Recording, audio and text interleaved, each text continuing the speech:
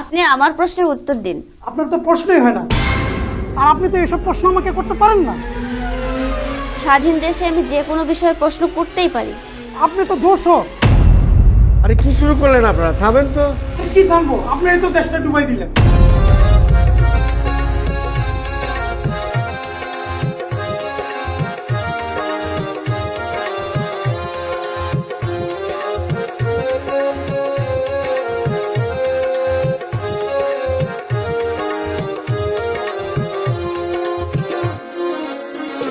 মধুমালতি ডাকে আয়, ফুলো ফাগুনে এ খেলায়।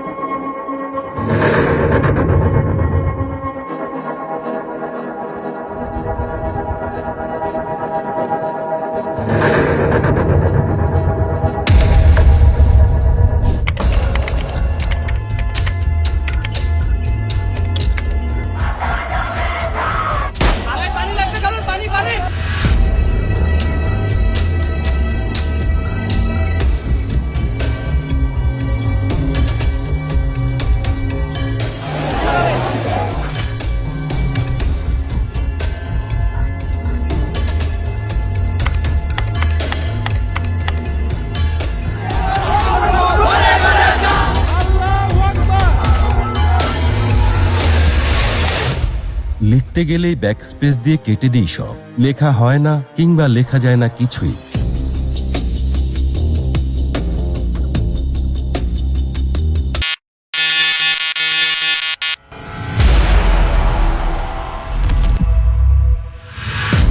নাগরিক নিরাপত্তার গুরুত্বপূর্ণ অনুষঙ্গ হয়ে উঠেছে সাইবার নিরাপত্তা।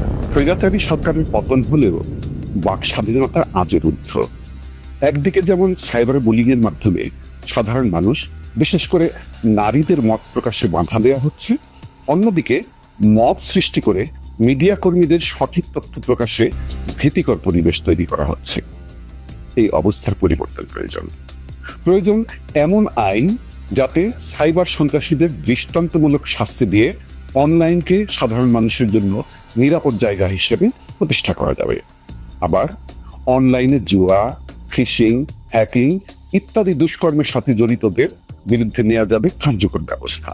নাগরিকদের তথ্য ও দেশের গুরুত্বপূর্ণ ডিজিটাল অবকাঠামো রক্ষায় জনগণ ও দেশি বিদেশি স্টেক হোল্ডারদের সাথে নিয়ে শক্তিশালী সাইবার নিরাপত্তা নীতিমালা ও আইন করতে চায় বিএনপি। ধানের শীষের অঙ্গীকার, নিরাপদ হবে সাইবার স্পেস, রক্ষা হবে নাগরিক অধিকার।